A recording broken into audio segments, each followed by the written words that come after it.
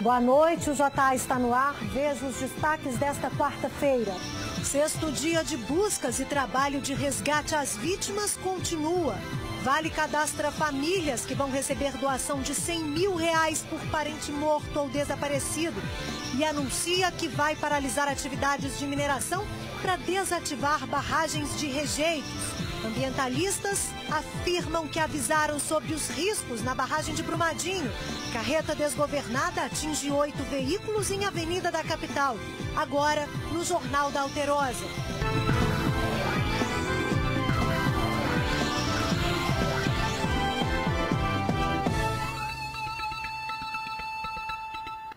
Hoje é o sexto dia de buscas pelas vítimas do rompimento da barragem da Vale em Brumadinho. Até o momento, são 99 mortos, 57 corpos foram identificados e 259 pessoas estão desaparecidas. Militares de outros estados continuam chegando para reforçar as equipes de resgate. Helicópteros cruzam o céu de Brumadinho a todo momento e estão sendo fundamentais nesta fase do trabalho. É que o acesso a alguns locais de resgate só está sendo possível pelo ar. Por terra, os equipamentos não conseguem chegar. O acesso é bem difícil, então para chegar aqui mais perto da área mais devastada, só mesmo assim, a pé, por uma trilha, e daqui eu já vejo um pouco da destruição. As equipes de resgate concentram os esforços no ponto onde foram localizados os destroços do que sobrou do refeitório da Vale, engolido pela lama. Primeiros destroços, do refeitório, a gente encontrou, mais ou menos uma média de 200 metros de distância, mas nós temos destroços encontrados desde 200 metros até 800 metros, 1 quilômetro. Só que no momento que aconteceu a tragédia, como era um momento que as pessoas estavam finalizando o almoço, nós tínhamos tanto pessoas dentro do refeitório quanto as pessoas fora nas mediações. O que a gente estima é que essas pessoas que estavam dentro do refeitório, elas serão localizadas mais próximo, porque a estrutura de concreto do refeitório, ela absorve um pouco desse impacto, as pessoas são lançadas menos longe, já as pessoas que estavam nas imediações ali, a gente estima que a gente vai encontrá-las com um perímetro maior, justamente pelo fato delas terem absorvido diretamente o impacto dessa onda de lama. Na chamada zona quente, em meio ao barro, as equipes que procuram as vítimas ganharam um reforço. 80 militares do Corpo de Bombeiros de São Paulo, Goiás, Espírito Santo e Santa Catarina chegaram a Brumadinho para ajudar no trabalho, que não tem data para acabar. Nossa equipe chegou ao que sobrou de algumas casas e olha só a situação.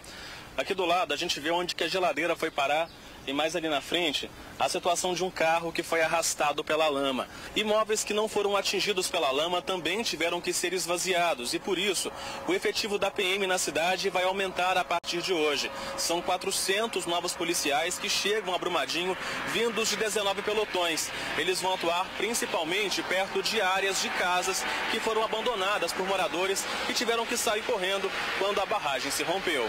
São 16 pontos estratégicos com um patrulhamento em 400 quilômetros quadrados de área rural, de zona rural, exatamente para trazer acolhimento às famílias, abordagem àqueles indivíduos que circulam na tentativa da subtração de algum bem. Pela manhã, vimos helicópteros carregando corpos. Desde sábado, as equipes não encontram sobreviventes em Brumadinho. À medida que a lama vai secando e moradores da região indicam caminhos alternativos, as equipes de resgate e também a imprensa conseguem chegar a locais que até então estavam isolados. E essa casa é um exemplo disso. Olha só onde a caixa d'água foi parar. Muita destruição por aqui. O carro, olha só, ficou preso entre os escombros, a árvore de Natal. Tem uma televisão aqui, muitas roupas espalhadas. Segundo o Corpo de Bombeiros, a operação de resgate entra em uma nova fase, em que a localização das vítimas está cada vez mais difícil. Os corpos que eles estavam no nível superficial, que eles estavam mais ali, visíveis, todos eles já foi feito o trabalho de recuperação deles. Agora entra numa característica mais técnica da operação, que é onde a gente realmente tem que fazer várias escavações e antes da gente conseguir acessar esses locais é necessário fazer uma estruturação, um escoramento daquele local, para aí sim a gente conseguir acessar os corpos. Uma equipe de veterinários e voluntários tem trabalhado bastante, desde o resgate aos cuidados com os animais retirados da lama. O resgate dos animais mobiliza dezenas de pessoas em Brumadinho. Veterinários e técnicos de várias instituições, além de voluntários, trabalham juntamente com os bombeiros. As imagens mostram a dificuldade para socorrer desde aves feridas a animais de grande porte, presos no meio da lama. Tem filha. Alguns animais que não têm condições de serem transportados estão sendo sacrificados no local da tragédia. Outros são retirados com a ajuda de helicópteros e encaminhados para tutores ou para uma fazenda na região rural de Brumadinho. Laisa coordena o trabalho voluntário de resgate da fauna. Até o momento nós temos 36 animais sobre a nossa tutela, envolvendo bovinos, cães, gato, pato, galinha e alguns silvestres. Outros animais foram resgatados, mas já foram destinados para os encaminhamentos. Em relação ao sacrifício de alguns animais, tem sido feito inclusive com tiros. Se os animais não têm qualidade de vida, se os animais não têm uma possibilidade de sobreviverem com uma qualidade de vida que assegure o aspecto mental, físico, psicológico, natural dele, é inerente à nossa profissão. Então nós estamos resguardados quanto a isso. Seria com injeções letais? É com tiro mesmo? Quando é possível. Quando é possível. Quando não é, o rifle sanitário é uma especificação dentro das nossas legislações. Esta é uma das fazendas alugadas pela Vale e cedidas para abrigar e socorrer os animais feridos. A propriedade fica a cerca de 10 quilômetros do local do desastre. Ração e medicamentos estão armazenados para os cuidados com os pacientes. Aqui trabalham voluntários de vários pontos do país. Gente como o Alessandro, que veio de São Paulo. Está fazendo a triagem, então a gente coloca a oximetria de pulso para ver a saturação, a gente coloca o eletrocardiograma para ver o batimento e se tem arritmia ou não. Então só para fazer uma triagem normal diária. Tá? São animais que não são graves, são animais clínicos, que foram resgatados ontem. Neste ponto da fazenda foi montada uma UTI para receber os animais em estado crítico. No campo também serão colocadas tendas para atendimento aos animais que não correm risco de morte. A equipe vai ficar de prontidão para tentar salvar os animais. O hospital de campanha ele tem o objetivo de atender todas as demandas necessárias. Todas as estruturas estão sendo preparadas para abrigar um grande número de animais durante um grande período de tempo, até que esses animais ou sejam encaminhados para os seus donos, reintegrados às famílias, ou sejam destinados à adoção. A gente tem equipes de intensivistas aqui também para lidar com os casos mais críticos e em breve também a gente vai dispor de um centro cirúrgico móvel para atender todos esses animais. Isso que a gente está fazendo é controle de danos, mas idealmente isso não deveria ocorrer, porque o controle de danos ele é um método de tentar consertar uma coisa que não deveria nem ter acontecido. Para diminuir o impacto dos rejeitos de minério no meio ambiente e no rio Paraopeba, algumas medidas protetivas estão sendo adotadas em caráter de urgência. Veja na reportagem de Ricardo Miranda. O Paraopeba se transformou num rio de lama. Desde o rompimento da barragem, os rejeitos mancharam a água de uma cor escura. Nas margens, o barro se acumula. Os rejeitos se espalham há quase uma semana e colocam em risco o meio ambiente. Equipes da Vale e especialistas correm contra o tempo para tentar evitar que a sujeira chegue ao Lago de Três Marias, contaminando também o Rio São Francisco. Medidas já foram adotadas, sobretudo na usina de Retiro Baixo, que é a última grande barreira para essa pluma, ainda no Rio Paracatu, pouco antes de chegar ao Lago de Três Marias.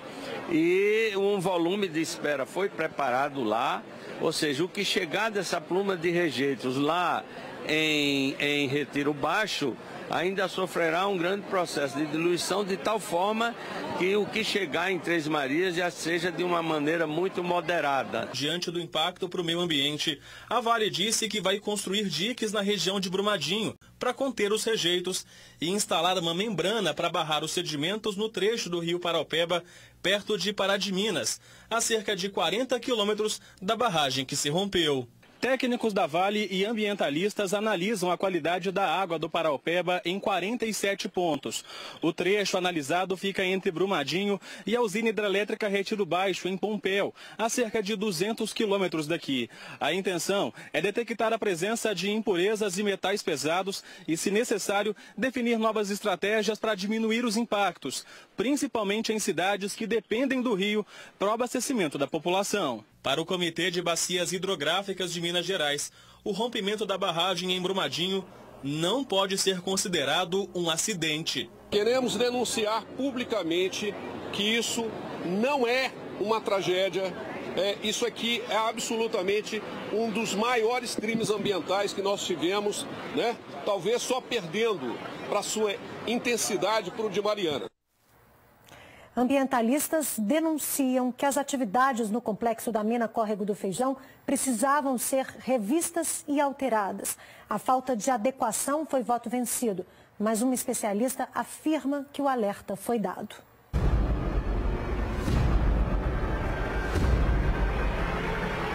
Não faltaram avisos por parte de ambientalistas e moradores de que a área de atuação da mineradora Vale, em Brumadinho, estava ameaçada e poderia causar uma tragédia a qualquer momento. Isso aqui já estava avisado que ia estourar, ter tempo de evitar isso. Além disso, a área da barragem que se rompeu teria atividade de exploração mineral de ferro intensificada.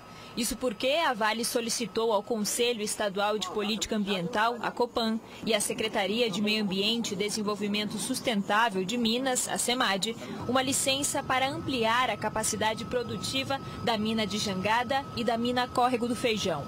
Havia questões graves que deveriam ter sido avaliadas de uma forma sistêmica, antes de pensar numa continuidade. Uma delas foi a questão hídrica.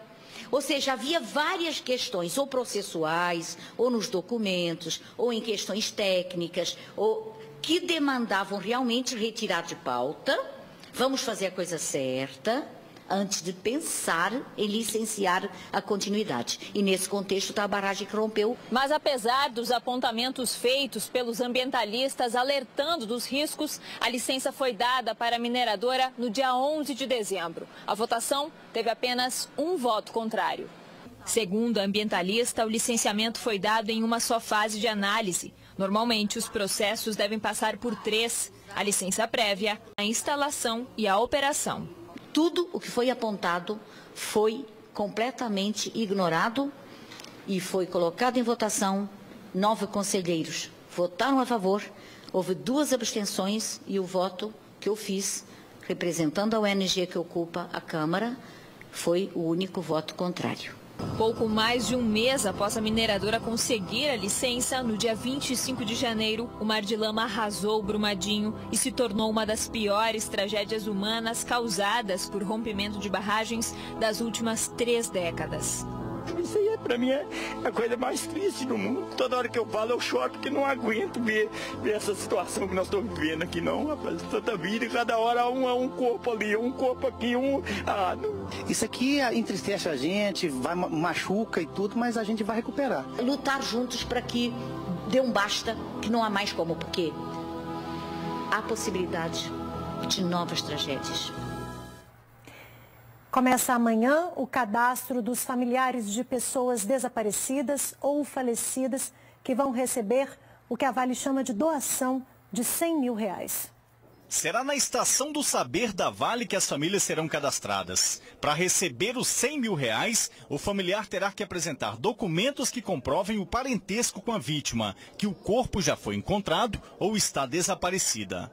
A Defensoria Pública de Minas Gerais trouxe esse ônibus e vários funcionários para prestar atendimento às pessoas que precisam de ajuda e de informações. Com relação aos 100 mil que serão oferecidos pela Vale, a Defensoria Pública vai auxiliar nesse processo também? A gente já está recebendo uma série de demandas que as pessoas estão com muita insegurança e muitas dúvidas. Doutor, eu posso assinar esse recibo? Qual é a consequência jurídica que eu tenho? E isso está me parecendo muito estranho, porque depois isso pode ser que seja abatido lá. E a gente está explicando que não, que isso é uma doação, uma liberalidade. E a Defensoria Pública vai estar prestando esse suporte, essa orientação jurídica, já nesse segundo momento, que é o momento que as pessoas vão começar a receber esses valores para recomeçar suas vidas. Rosilana e Paulo farão um cadastro, mas antes querem notícias dos familiares. O meu filho chama Everton Guilherme, trabalha na Progen Engenharia, ele veio para cá para ter serviço um dia, só nesse dia, infelizmente no dia que aconteceu o acidente, e a minha esperança é que ele tenha saído pela mata, por conta do local, porque não tem notícia dele até agora. O que a família quer é o corpo, né? Se estiver morto, para poder enterrar, né? Com dignidade. A cada minuto que passa, a angústia por informação só aumenta. E muita gente tem ido à Estação do Saber da Vale. Familiares que precisaram de alguma informação, de alguma demanda, eu estou aqui para responder qualquer tipo de pergunta. Para Para tirar qualquer dúvida, os familiares também podem ligar para o Alô Brumadinho, 0800 031 0831. A temperatura segue alta na capital e região metropolitana. Choveu bastante agora à tarde em Brumadinho, mas de acordo com o Instituto Nacional de Meteorologia, essa pancada típica de verão não está prevista para se repetir nos próximos dias. Mas vamos ver agora como vai ficar o tempo nesta quinta-feira em todo o estado.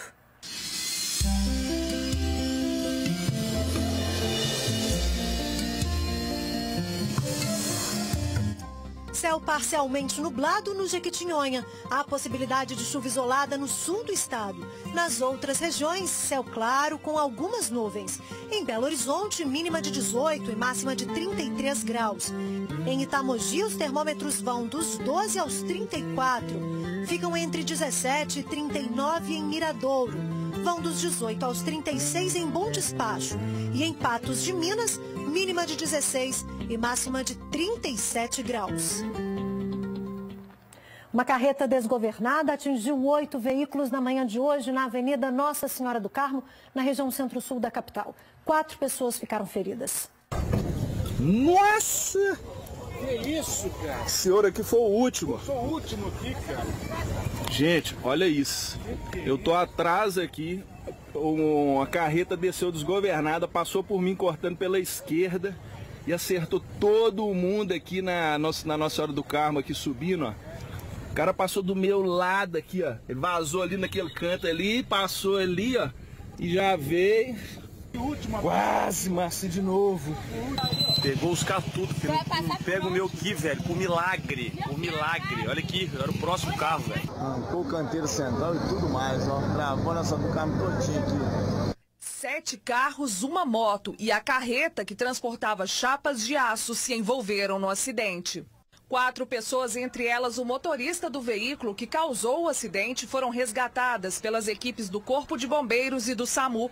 De acordo com a BH Trans, a carreta passou desgovernada pelo posto onde ficam os agentes de trânsito. E não houve tempo de impedir a passagem do veículo, que é proibido de trafegar neste trecho da Avenida Nossa Senhora do Carmo. A suspeita é de que a carreta tenha apresentado problema nos freios. Pois é, o motorista do caminhão foi levado ao Detran e logo depois do acidente foi ouvido e liberado. Nós voltamos já, não saia daí. Depois da tragédia de Brumadinho, os moradores de Nazareno e São Tiago, no sul de Minas, estão em sinal de alerta com as barragens de rejeitos. Você vai ver agora na reportagem de Cadu Lopes. O perigo vem do alto. As barragens de Nazareno trazem preocupação aos moradores da zona rural. A comunidade dos Coqueiros fica às margens do rio conhecido como Rio das Mortes. São cerca de 4 quilômetros da empresa de mineração. Lá encontramos a família de seu Antônio e dona Jalcira, que moram com as filhas e os netos, que vivem com medo. Ficamos, porque não há como preocupar, vendo tudo que acontece nesses outros lugares, aqui também pode acontecer. O medo aumentou após a tragédia de Brumadinho. Depois do acidente, Helenice não dormiu mais e todas as noites acorda preocupada com a barragem de Nazareno. Essa noite acordei 2 vezes com barulho de caminhão, que os caminhões jogam pedra ali, faz aquela barulhada toda. De acordo com o balanço de 2017 da Fundação Estadual do Meio Ambiente, 663 barragens tiveram estabilidade garantida, o que representa 96,7% das barragens.